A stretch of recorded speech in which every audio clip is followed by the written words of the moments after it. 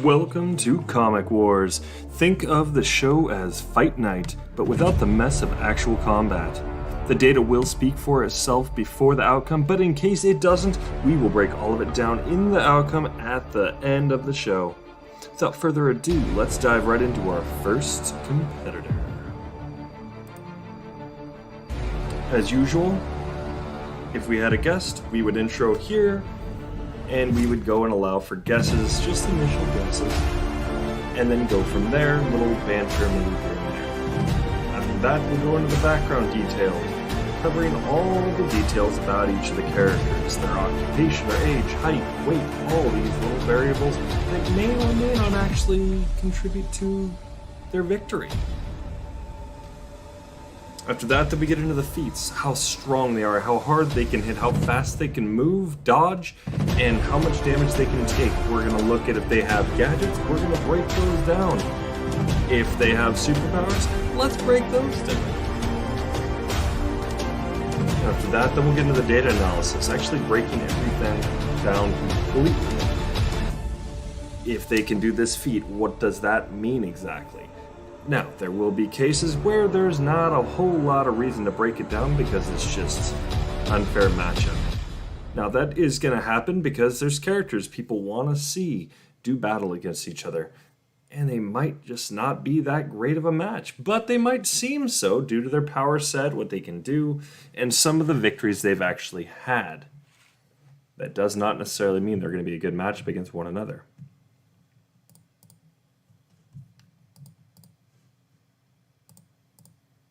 After that, then we're going to get into the character pros and cons. What this means is what strengths they have and weaknesses. And then we're going to look at that against their opponent. Is this going to be an actual strength or is this going to be a weakness? After that, then it will get into... Oops, 1 second.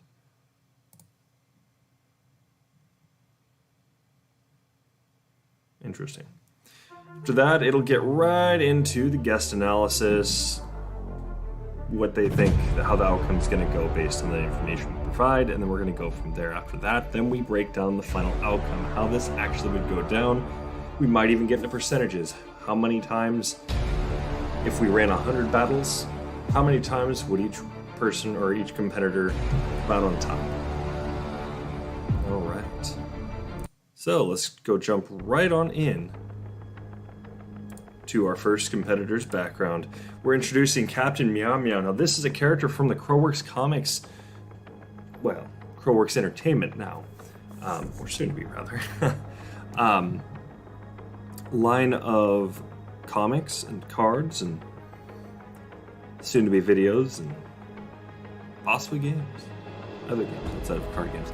But this character is Captain Meow-Meow. Her real name is Amber Norris. She is 21 years old. That's as of 2010 when the comic takes place.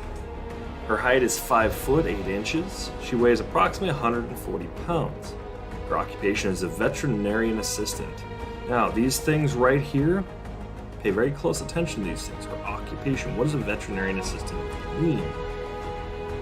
We're looking at all sorts of things when it comes to felines and that entire species, if you will. This could play very, very key in victory or not, possibly. Because now you have a knowledge base of anatomy when it comes to animals. Her areas of operation, well, it's the entire Rain City. She does linger outside every now and then just to go and take down poachers, people that are trying to go and harm animals. She likes to go and take them down and sell puppy mills and things like this. That's what she focuses on. Does she really focus on robbers? Not really, but every now and then she sees something, she'll handle it. Her main focus is saving animals. She's an animal rights activist if you really want to break it down. However, she's not breaking into animal testing facilities without good reason. She's not going to do these things. So we're not looking at some type of terrorist. We're looking more like a person or a hero or heroine, if you will, that goes out and seeks to save animals from harm if they're in a situation that they might be receiving harm from. As for her personality, she's very, very focused. She's intelligent, she's a bit passive-aggressive and sarcastic, and she's overly critical of herself, especially when it comes to, her love. One-sided, it seems, of Daniel Parker, who went missing after her former friend, Lilith Romano, absolutely just destroyed him. And when I mean that, I mean she broke his heart for many reasons, which was actually the reason why he ventured out to become a pro. He wanted to become stronger, and this is the exact same thing that kind of happened to her too, because Daniel's leaving actually forced her into a position of really focusing in on herself, doing better, because the depression was hurting her quite a bit. As for miscellaneous information, well, we know she loves Daniel Parker, and she's a huge, avid supporter of Crow, especially after Crow took down the Behemoth Freak Show, who, well, we covered when we covered Crow. The sheer damage from him is pretty intense, but he quickly took him down, and she doesn't understand the whole story, but just only what the police have stated. And she also has a cat named Leonard, as you can see on her back right there. He is a main for that. For combat purposes, we would not be necessarily including Leonard in combat. Why? Because there's no use in putting a small cat into the battlefield if we don't need to. And could she use him though? Yes, she could, but in this fight ahead, you'll see that it will not really matter. But clarity's sake, she does bring Leonard, usually as a form of a spy, if you will. She can get extra intel because she can communicate with cats. But we'll get right into that in just a second, because now we have her feats. So, her powers are very interesting. Now, she was technically born with these powers. They were essentially locked away until she felt an extreme amount of emotion. It's a little convoluted, but she felt an extreme amount of emotion, and then combining with finding a compatible feline that matched her personality type, it unlocked her inner feline powers. Now, when it comes to her powers, I have to give a little more than I've actually given in the comics, just for clarity's sake, since this is a key to how her powers actually not really work, but kind of. Her powers, she can if she focuses on a specific species of the Feliformia species, rather, so that's all cats. You have hyenas, saber-tooths, Panthera, which is going to be your tigers, your lions, cougars, jaguars. She can go and communicate and control and all this. Feline, anything from the Feliformia species. Okay? But she can also, if she focuses on them, she can take traits from them. So, for instance, her big strength feat. Well, she focuses on tiger. Now she's capable of lifting approximately 1,200 pounds. And her swipe force is roughly about 23,622 pounds per square inch. It's devastating. So think a Bengal tiger. She can gain that power. Now, the thing is, she doesn't have to focus on an individual type of tiger. She just has to focus on the tiger, and it gives her the maximum they are capable of, right? That's how this works. So it's just kind of like a totem, if you will. She'll focus on what a tiger is. She'll focus on the tiger itself. Now she can adopt those powers. Her durability, well, she's got a leather and Kevlar bodysuit, so she can withstand some slashes. Stabs are still kind of she can still take damage and all that, but she's just a normal person in that sense. She doesn't have an enhanced durability. And I'm going to leave you with this. At this time. And then her speed and agility. So, if she focuses in on a cheetah, for instance, she's capable of sprinting up to about 60 miles per hour, and that's her current fastest. When it comes to dodging, she's also capable of dodging roughly. She can dodge really fast. I don't have an exact number because she hasn't really had to dodge in the comics, so I will be giving you guys information from future content, but she is quite capable of dodging some pretty high speed attacks. I'm not going to include that, so we're just going to leave it at she can dodge really fast, but it's not going to be, we're going to talk superhuman, but not to the max of what she's fully capable of for the story in future comics. Now, you might be thinking, well, why are you bringing this character up if she hasn't really had her full comic yet? Well, she has. She's had a comic out, which is Rain City Origins, and we got to have some details about what she's capable of, which we're going to go and get into a little bit further here in a second. As for her combat capabilities, her martial prowess, well, she doesn't have any martial arts training.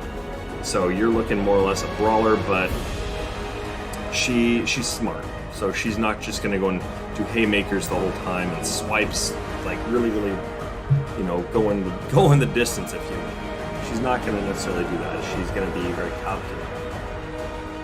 But as for any training, no, she doesn't know how to, she doesn't have a perfect kick. She doesn't have a perfect punch. She just basically knows basics. We're looking at most likely just like some street fighting capabilities. Once again, that's as of right now.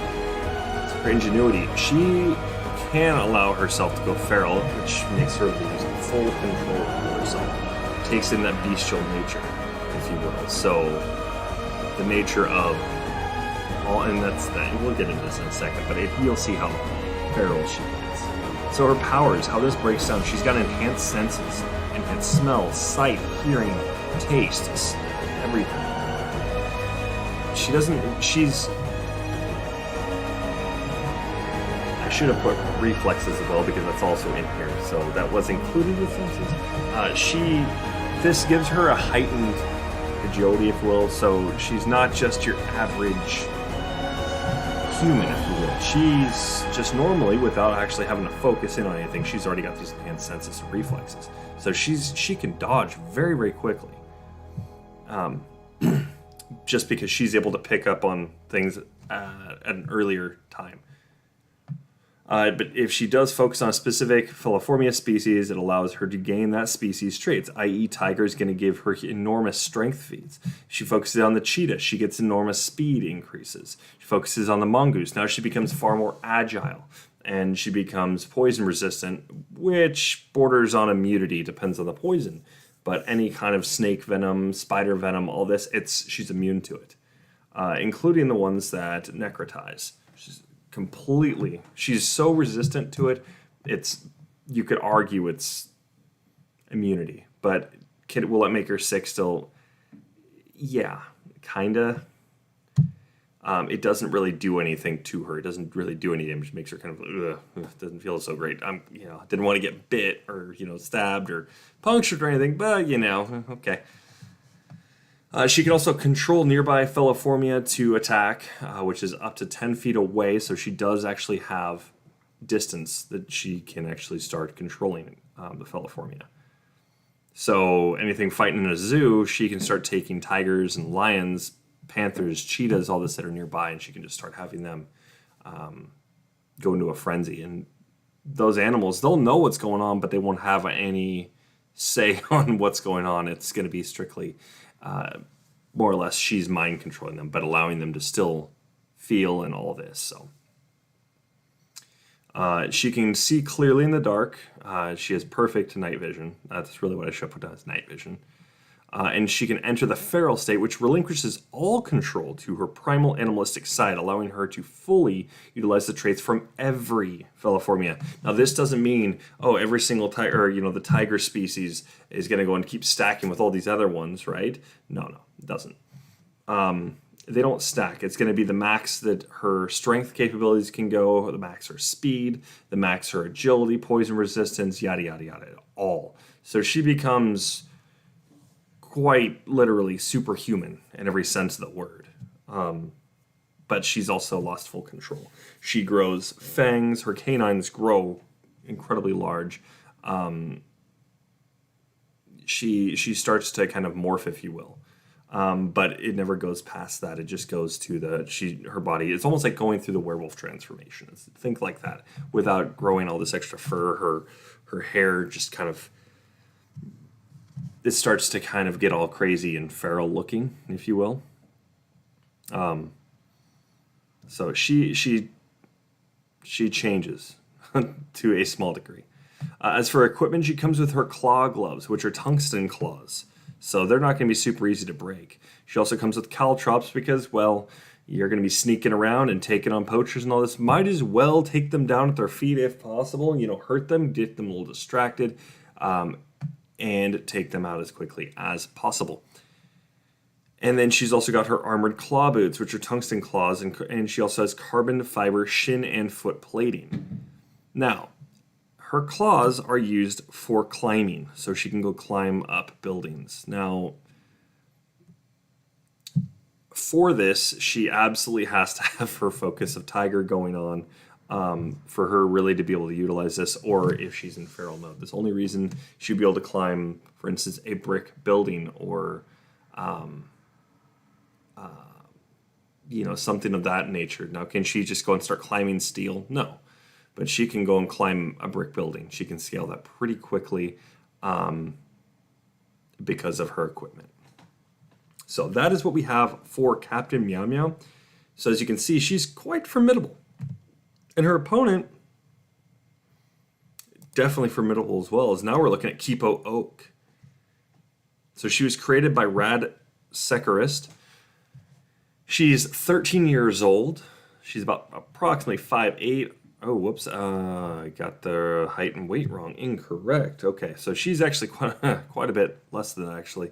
I think she's around, I never found an exact, but she's approximately, I believe, anywhere between 5'4" and 5'8", somewhere around that. She's incredibly slender. She doesn't really have a whole lot of a muscular build, so we'd be looking probably about 110 or so pounds. Maybe 100, 110. Her occupation, well, she's a wanderer. She just wanders around Las Vistas, which is also her area of operation. And she's trying to bring all the mutes and humans together, so that way they can live in harmony. And her personality, she's highly optimistic, persistent, naive, and intelligent. And she got a lot of her intelligence because she went to school in a burrow with her dad teaching her all about science and all sorts of different kinds of math, astronomy. So she's a very, very intelligent young lady. Definitely far ahead of her age, for sure. As for her miscellaneous information, she sings often. She's a vegetarian, and she enjoys eating grubs.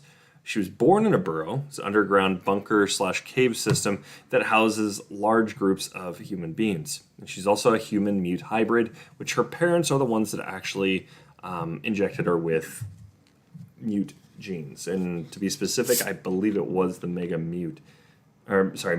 Jaguar-Mute genes.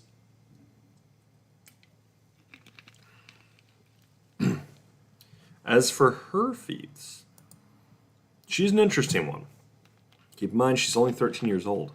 But her strength, she's roughly about the average human base for her age. So, average in comparison to Captain Meow-Meow, just normally she's going to be physically weaker. But when she does do partial transformation, she greatly increases her striking and lifting capabilities. Very, very similar and debatably surpassing that of Captain Meow-Meow. As for her durability, and this is where she differs. She's taken several hits in her normal form from Scarlemagne, okay, which is a giant mandrill mute. So keep in mind how strong they are. Mandrills already can tear people apart. And now we're looking at one that's like double the size and fully aware of what they're capable of. And just swinging away at her. And she took hits right to the ribs and all this. Doesn't look like she broke any bones or anything. So she's quite durable.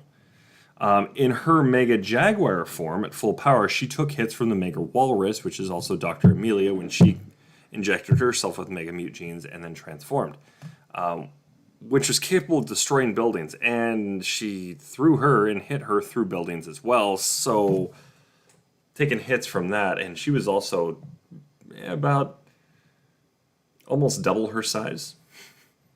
Quite large. As for speed and agility, she's capable of evading the Newton's wolves' attacks. which, keep in mind, these are mute wolves. So they have the full speed of wolves, but they're human-sized and debatably slightly bigger. And so these are also very, very intelligent ones. They're calculating, so she was able to quickly dodge their attacks. And this was also in the dark, mind you. And she was also capable of dodging Death Stinger Scorpion strikes. Okay, now these are mute Death Stinger Scorpions. These things were huge, and she was dodging them left and right. As for her combat capabilities, her martial prowess, well, she was trained with... she trained with Wolf in survival combat, so she's not like a master martial artist, for instance, but she is capable of dodging, not just dodging, but going toe-to-toe with opponents that have some fighting experience and still be able to fight. Now, this comes with a lot of acrobatics, and she does involve quite a bit of trickery in her combat as well, but when she uses her Mega Mute powers and uses that again with her Mega Mute power or transformations, along with this training, she's quite formidable. As for her ingenuity, she's very, very quick thinking, and in several instances has actually won a few battles because of it. So something to go and consider. She's very, very quick thinking. So given any opportunity where there's maybe a slight chance something might work, she will probably take it. As for her power, she gained the oh my goodness, my these are terrible infographics. I really should go over them again. So she can transform herself or body parts into Jaguar mute forms, which greatly increase in size, and it also gives her enhanced strength. She can also transform into the Mega Jaguar, which the initial form is just roughly the size of a school bus. And at full power, the Mega Jaguar, which is a little more than 2 times the size of the standard Mega Jaguar. And I spelled Mega wrong there too. It says Mega Jaguar. Whoops. It's Mega Jaguar. She also has night vision if she transforms her eyes or goes into her Mega Jaguar form. But once again, her partial transformations give her enhanced strength. Something to consider. All right. So when we look at this, now this is where we don't really have to break it down as much. And the reason being is because, are they roughly about the same strength? Yes. If Captain Meow-Meow focuses on a tiger, she's roughly going to be roughly around the same strength as Kipo with her transformations on her hands, or her arms. So she's going to be able to go and keep up with her strength-wise. Now, is Kipo going to be slightly stronger, probably? Yes. It's a possibility, but she's only going to get partial. Okay, now she's capable of doing quite a few different things here, but when it comes to durability, this is the big part here. Kipo's more durable. As for speed, though, well, we're going to definitely have to give that to Captain Meow-Meow because, well, her sheer speed, she goes way faster than anything Kipo can really throw at her. She would have to go in Mega Jaguar form just to keep up and actually surpass her. So, here's the downside to this. She has to fully transform, which means her size is going to change, which means her agility could decrease because of it. Now, it's going to increase to some degree, but it's going to decrease because now she's easier target, right? Much larger target, so. All right. So, but yeah, strength-wise, they're roughly going to be about the same. Durability, Kipo wins that by far. Because taking hits from a giant mandrill is kind of a huge feat.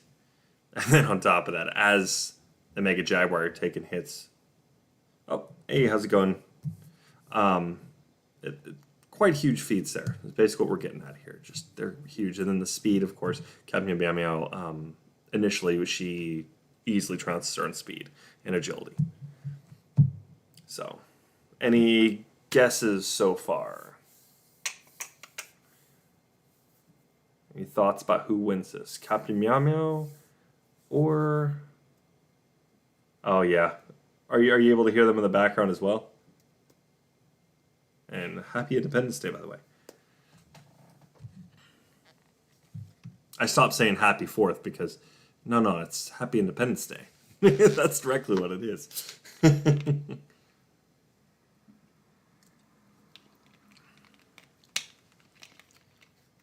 All right. So we combined data analysis and character pros and cons here. Now, when it comes down to it, the biggest con we have is actually going to come from Kipo. It's because she's technically part of the Feliformia. So, because she's a feline, you got to remember she will lose full control. So, what could Captain Meow-Meow do? She could essentially say, oh, "Thank you, you as well." She could essentially say, "No more transformation." The minute she transforms, bam, no more. She basically goes too much into her power. She can just turn it off and say, "Nope," or "You're gonna sit still." It's telepathy. It's mind control, if you will, but allowing them to see directly what's going on. It's insane. That's how powerful that is. Now, initially, I talked to my wife, I've talked to my daughter, I've talked to several other comic book enthusiasts and asked, okay, so here's the power lineups. Who would you say wins? Surprisingly, a lot of people actually say Kipo would win hands down because they're Mega Jaguar form. And then, so the big thing I asked, well, if somebody controls cats, she turns into a giant cat. She also has these cat genes. Couldn't she control them? And everybody goes back in that, and it's always, well, crap. Yeah. Now, the downside to this is you could debatably say Kipo just would lose instantly because she wouldn't be able to do anything, and she could basically force Kipo just to walk up to her, and she could just go and finish the fight right then and there. Now, it's debatable because we only see her go into her feline form where she's not in control, really, when she goes in her Mega Jaguar form, she goes and she continues down that path. So it's debatable, but either way, end of the day, she can't go into her Mega Jaguar form because Captain Meow-Meow says, no, you're not going to do that anymore. She can't delve too much into her power because the Jaguar starts taking over. So now Kipo loses that. So she can only basically go with her enhanced strength. Now that's not going to be enough. She'd have to get off some lucky blows. And even then, they're going to be able to go and keep up with each other with Captain Meow-Meow going slightly faster than her, debatably. And if you were to get into, well, if I had the full story of Captain Meow-Meow out there, you'd see that she's actually quite formidable against a lot of these big fighters out there. But when it comes to their comics, all that.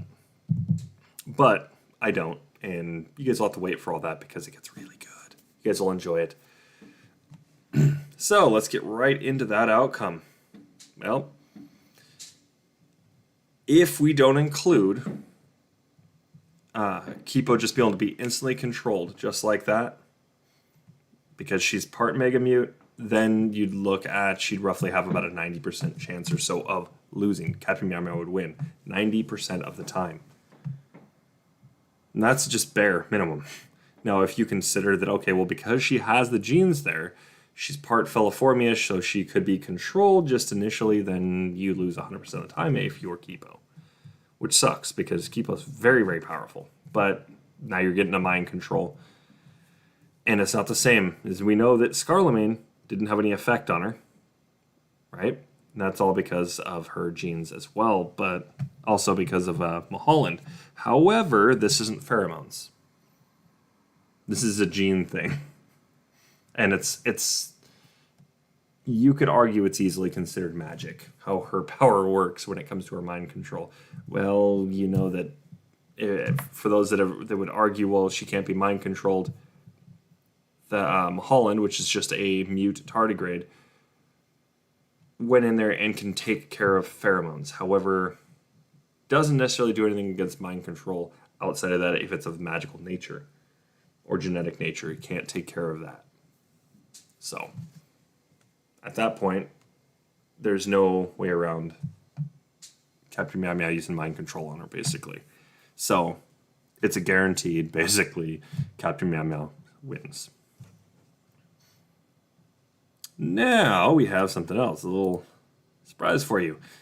On Friday, our next Comic Wars episode is going to be Debug, yet another one of my characters from the Crowverse, if you will. Which I'll get into his powers later. You might be wondering, oh, he just looks like a guy with a sword and shield. No, it's much more than that. Don't worry about that. Versus Edward Elric, the Full Metal Alchemist, who can literally transmute objects at will. Next to anything can be transmuted, so it becomes quite interesting. All right, well, thank you guys for tuning in, and happy Independence